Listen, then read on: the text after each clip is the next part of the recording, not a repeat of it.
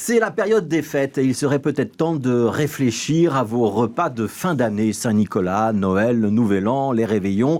Pour tous ceux qui aiment recevoir, c'est le moment de commencer à composer votre menu, de prévenir les convives, d'organiser les plans de table. Et le premier acte à poser, c'est évidemment la liste des invités. Paul Magnette a pris un petit peu d'avance sur les agapes de fin d'année. Il a organisé samedi soir un dîner des présidents de partis, avec autour de la table les socialistes, les libéraux et les écologistes du Nord et du Sud. Alors vous savez comment c'est quand on organise un dîner, il faut se méfier de qui on invite et de qui on n'invite pas. Officiellement, dans la grande famille des partis politiques, qui est tout à fait fraternelle, l'informateur discute avec 10 personnes. Ça aurait donc dû faire, informateur compris, 11 places à table. Mais Paul, boulanger, cuisinier, caviste, restaurateur, a préféré faire un repas à 7. La NVA, le CDNV, le CDH et des filles n'ont donc pas été invités. Alors tant que ça reste secret, ce genre de repas, pas de problème. Mais quand ça se sait, bonjour les dégâts. Depuis hier, la NVA et le CDNV ruent donc dans les brancards. Paul Magnette s'est autoproclamé formateur, s'étrangle Bart de Wever, qui voit là un acte pas tout à fait en phase avec la mission que lui a confiée le roi Philippe. C'est un manque total de respect, assure en chéri Sami Madi, qui est candidat à la présidence du CDNV, le Parti social-chrétien flamand. Dans la grande famille des présidents de parti, il y a donc une petite déchirure. Ce repas est un tournant. Il y a ceux qui étaient invités et ceux qui ne l'étaient pas. Et on va sans doute en parler pendant des semaines. Ce n'est pas qu'une question de politesse, de jalousie, de rancœur, comme dans nos repas de famille. C'est aussi une indication des partis avec lesquels l'informateur essaye de travailler et de ceux qui l'envisagent de laisser sur le bord de la route. Ce dîner, c'est donc un peu le dîner de l'Avent. 4 week-ends avant Noël, on entre dans cette drôle de période où les enfants commencent à décompter les jours. Il y a même dans certaines familles un calendrier de l'Avent avec les petites fenêtres à ouvrir. Et samedi soir, Paul Magnette a donc fait une sorte de dîner de l'Avent.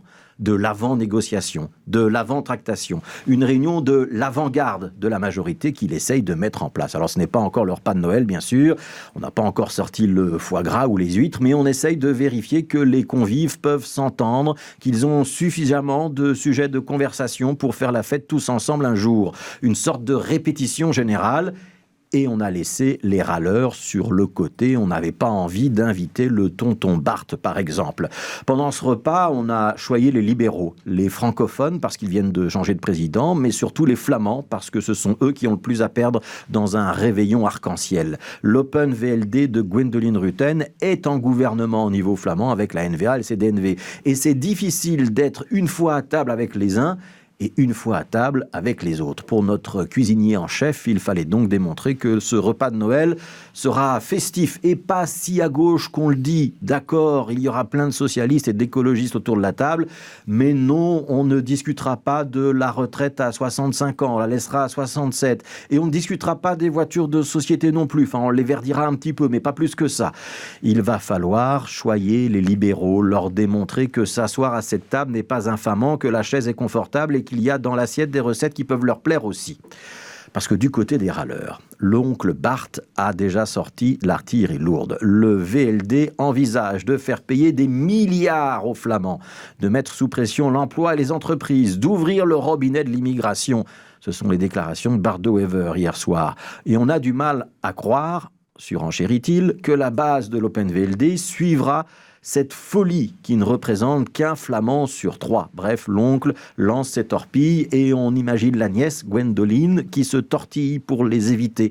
Est-ce qu'elle restera ou est-ce qu'elle ne restera pas à table ? La réponse dépend maintenant des libéraux flamands.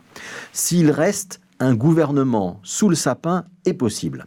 S'ils s'en vont, Paul Magnette retournera à Charleroi et on recommencera des négociations à zéro. C'est un petit peu la différence entre un conte de Noël et une descente aux enfers. Les libéraux flamands peuvent choisir donc de croire au Père Noël ou de déchirer tous les cadeaux, avec une pression supplémentaire.